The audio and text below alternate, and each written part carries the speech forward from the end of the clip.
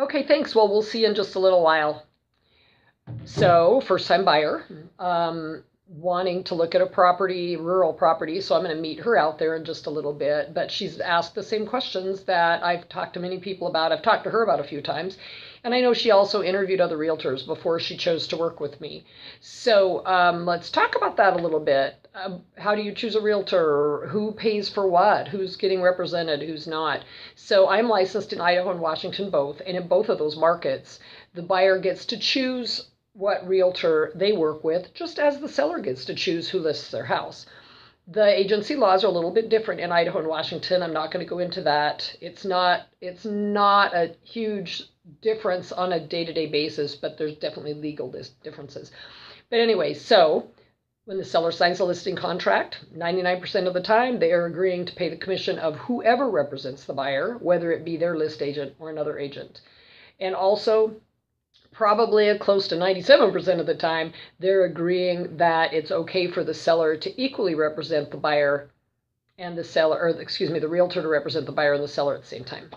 So, so there's that. So you always have the option of working with the list agent.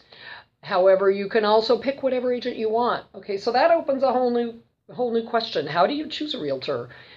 First of all, if you're looking at listed properties, whoever you choose, as long as they're in that association, they will be paid to represent you, and in all honesty, most of the time we'll cross some boundaries as far as working with relatively local realtors that maybe are not in our association.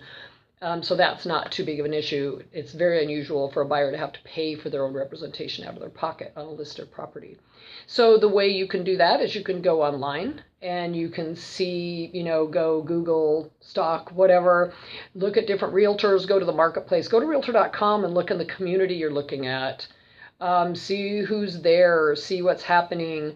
You can do some word of mouth. You can find a name and Google it. I mean, there's just a lot of different ways you can go about that. Asking your friends, looking for recommendations, referrals online.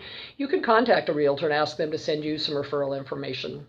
You can also call them and ask them what their history and experience is, what markets they work in. So you can do all that, but there's a lot of stalking kind of things you can do if you're not quite ready to talk to a realtor in person.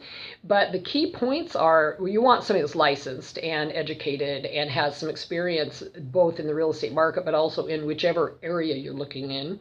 But you also want somebody that you feel comfortable with, that you can communicate with, that you feel understands you, understands your methods of communication, whether you like to text or email or Facebook private message or phone calls or video chats or whatever.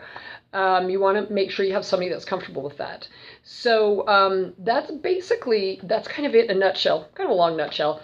But the key is that you can choose your own realtor. And if you want to work with the list agent because you have a good rapport with the list agent, that's okay. Don't let people scare you away from that. If you trust them and you feel like they're honest and ethical, that's great. It's just easier to work with one realtor. So maybe you work with the list agent on one property that doesn't quite come together. You can still work with them to go look at other properties. We all show each other's properties. We all work together. The key for me is I want the buyers and sellers to be comfortable and feel like they've been well taken care of.